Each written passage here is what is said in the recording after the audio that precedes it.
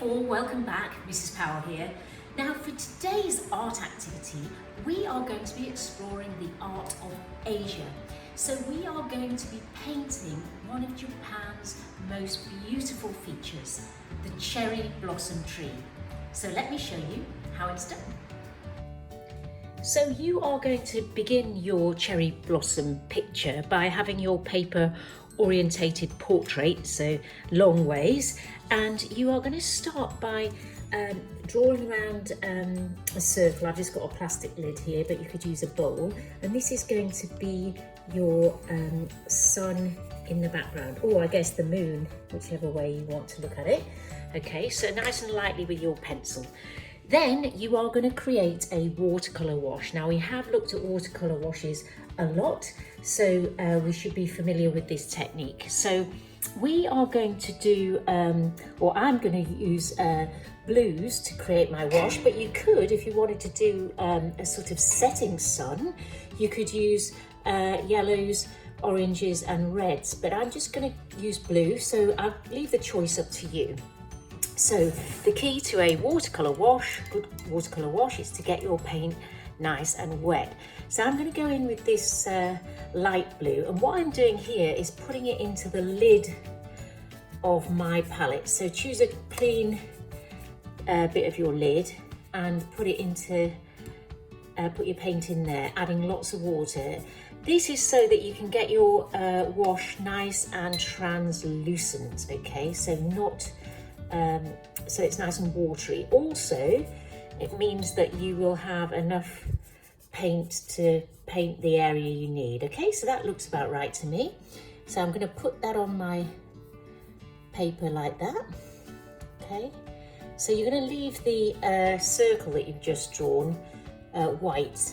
Okay, so just paint around that, leaving that area white. Now I'm using my big brush. Okay, you want to use your biggest brush that you've got, so that you cover a large area quite quickly, because you don't want the paint to dry when you add your next color.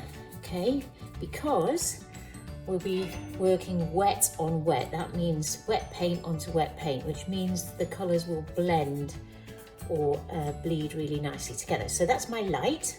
Now I'm going to go in with a darker blue. So I've chosen this blue here, and I'm going to put it just straight into the previous color, actually, making a nice swimming pool of paint. Okay, and I'm just going to go ahead and put that in. Now, because it's wet paint next to wet paint, it sort of blends or bleeds together quite nicely, so you get a nice subtle color change. It doesn't look stripy.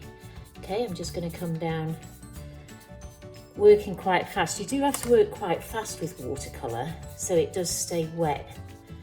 Okay, and then I'm going to add a bit more blue to that to change the tone. So I've got a darker tone of blue, you can see there. So I'm just gonna, and then once again, because it's wet, it's bleeding nicely into the previous color, so that you don't get a sort of stripy effect. You don't want that. You want it to be a gradual change from light, medium to dark. So I'm just coming down the paper here. Okay, just like that. Now I've noticed that this part is a little bit of a sudden change, so what I'm going to do is just soften that edge with pure water. Okay, soften that change.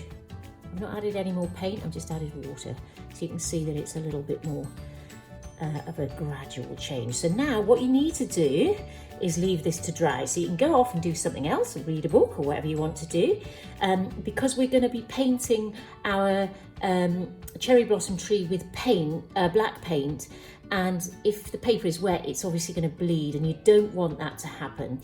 You could, however, use a permanent marker to paint your, to draw your tree if you'd like, or oil pastel, in which case you don't have to wait for it to dry.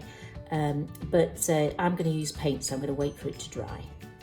So my background is nice and dry now, so I'm going to switch brushes. I'm going to use my smaller brush to paint the tree, and I'm going to be using black paint, okay? And I'm just going to start at the bottom of my paper, drawing the trunk of my cherry blossom tree, okay? So it doesn't have to be exact, you know, it's a tree, so you can just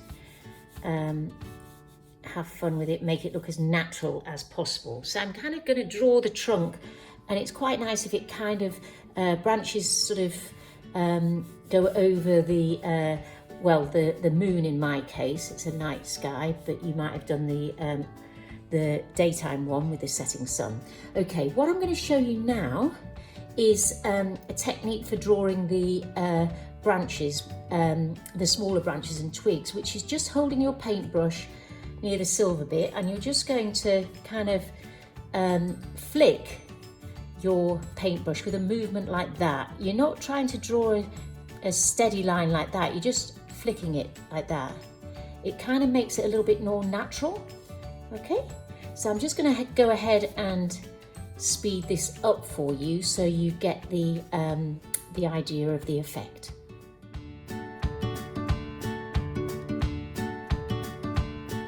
So I have completed my tree painting. Now what I'm doing is just using my pink oil pastel to add the cherry blossom, and that is really quite simple. All you're doing is sort of 3 dots quite close together around the branches, and you can do this in different colours if you want. You could do red, you could do white, would look nice.